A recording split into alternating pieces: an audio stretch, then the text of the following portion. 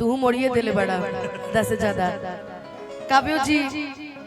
अब घाघरा के मोड़ी है मोड़ी एक के मिनट खड़ती रही लेकिन कार्यक्रम के रुख मोड़ देली फिर मोड़ी ना देखनी प्रमोद जी काव्या जी करिए करिए पहिन के आइल रहो आज करिया दिवस त नानु ह अब घाघरा के पानी इहो करिए पहिन के आइल बनी हवे एगो आननी नीचे वो बैठ हमरो हमरे ही लगत कि लगन एबेरा चढ़ गइल बा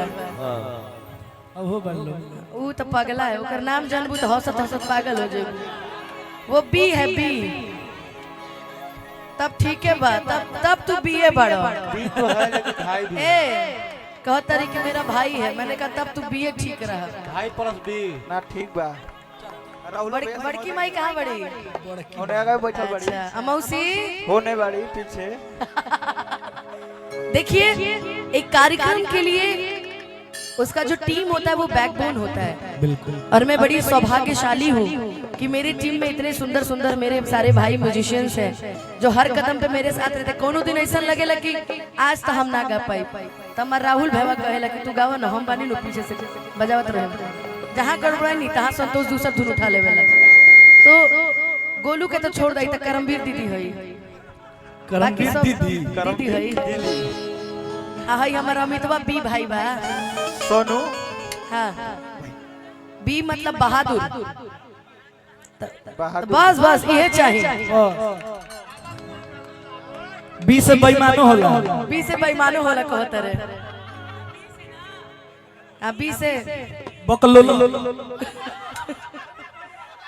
अब रह तो बी से अब जाए दो अनुपमा अब 20 से बर्बाद हो हो बता देले बा ना ना ब्रो उ ना कहो कि आज हम के मुआ दिल बाड़ी कि रुख से पर्दा हटा दिल बाड़ी कि आज अच्छा कटी दिन बुझाता यही सब विवेकवा के लेके आइल बनी कहां गइल भाई हमर देखो अपना कि संग आज अच्छा कटी दिन बुझाता काहे कि भोरही मुस्कुरा दिल बाड़ी भोरही मुस्कुरा दिल बाड़ी भोरही मुस्कुरा दिल बाड़ी भोरही मुस्कुरा दिल बाड़ी कि आज हमके मुआ दिल बाड़ी रुख से पर्दा हटा दिल बाड़ी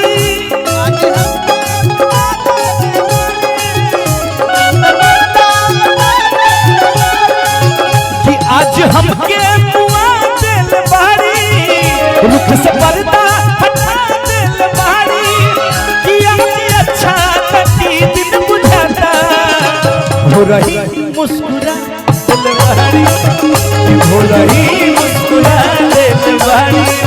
कि हो रही मुस्कुरा दिल बाड़ी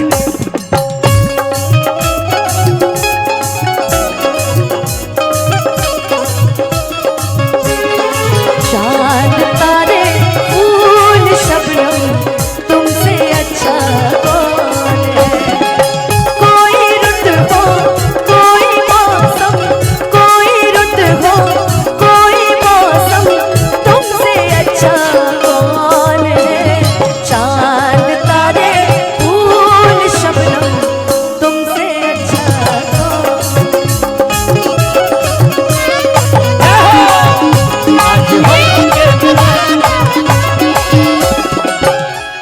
लड़का कहता है अनुपमा कि मैं कदाया आज जाए के नइखे कि मैं कदाया आज जाए के नइखे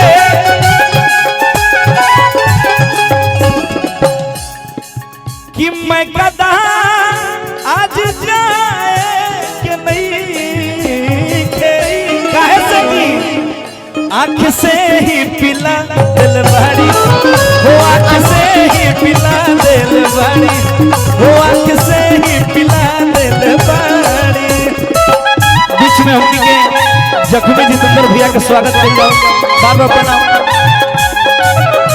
बेवफा मेरा मासूम चेहरा भूल जाने के काबिल नहीं है बेवफा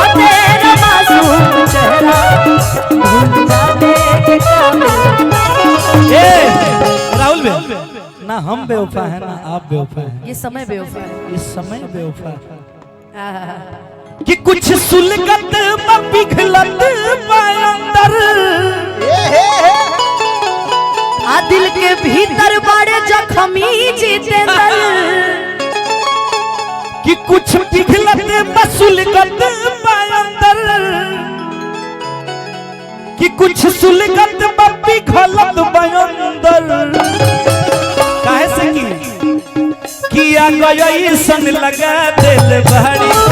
किया गया सन लगा दिल बहरी, हो गई सन लगा दिल बहरी, आज हम के मुआ दिल बारी, रुख से पर्दा हटा दिल बारी।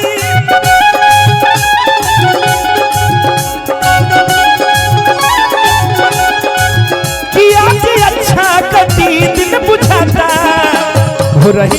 मुस्कुरा दिल बहरी, हो रही मुस्कुरा दिल बहरी, हो रही मुस्कुरा दिल बहरी, हो रही मुस्कुरा दिल बहरी, हो रही मुस्कुरा दिल बहरी, हो रही मुस्कुरा। एगो गीत जख्मी भैया के लिखल